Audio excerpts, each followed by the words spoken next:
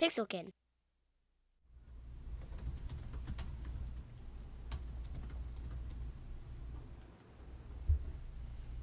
I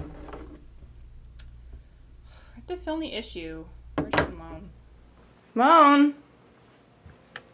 Simone? No more toys to life. Simone? No more toys to life. No more toys to life. No!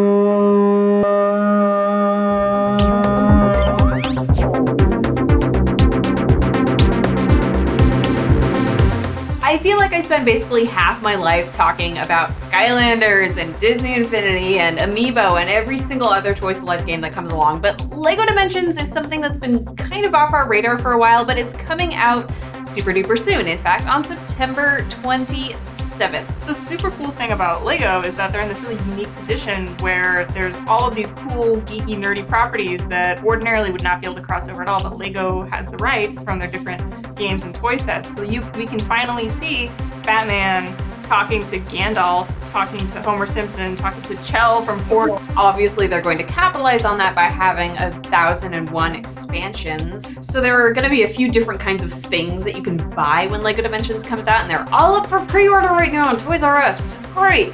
There's the starter pack that's $99.99. That's a number, right? That's a number. And then you have level packs, and that's where you have your expansions. And those are $29.99. They come with a figurine and an expansion pack for the games. You get more game content. There are team packs that are $24.99, and then they come with basically figures and vehicles.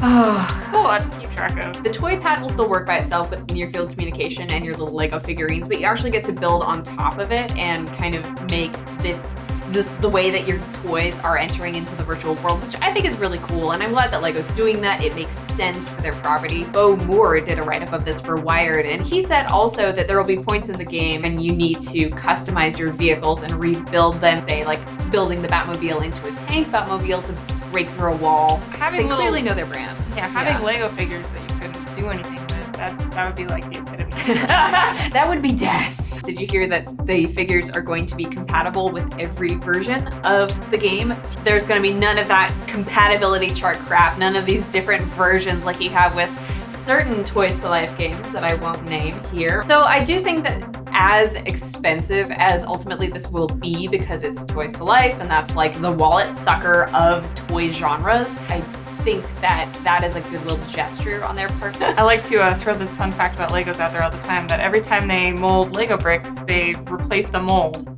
to make sure that every single Lego matches up with every other Lego that's ever been made. That's why they cost so much. Scandinavian engineering! How would you compare the value, you think, to Disney Infinity or Skylanders? I think if you've played a Lego game before, that will probably give you a good idea of what kind of gameplay to expect. That's true. I mean, like, we compare Disney Infinity and Skylanders all the time, but gameplay-wise, they're really quite different games. One thing I don't think we'll see, even though there are Lego Marvel games, I do not think we'll see Lego Marvel integration with LEGO Dimensions, because they are owned by Disney, and Disney already has Disney Infinity. Yeah, it's some direct competition. I think the thing about LEGO Dimensions is that it's just coming at such a time when I think we're exhausted by Toys to Life games. We're kind of seeing another one doesn't invoke feelings of, oh, what are they going to do different this time? It invokes feelings of, oh my God, that's another starter pack that I have to buy. I like it. I like that it is a really cool idea. I like that it seems to be true to the LEGO brand, but I'm also just very exhausted by Toys to Life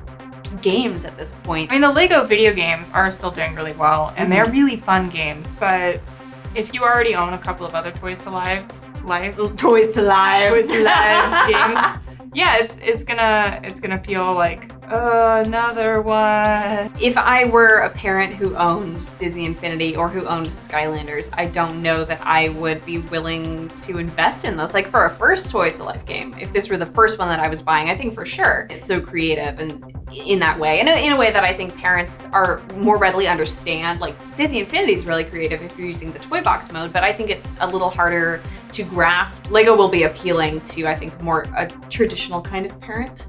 So what do you think? Will the timing of LEGO Dimensions help it or hurt it? And are you actually excited for this new Toys to Life game? Let us know in the comments below. Make sure you subscribe to this channel to catch next week's episode of the issue. Thank you.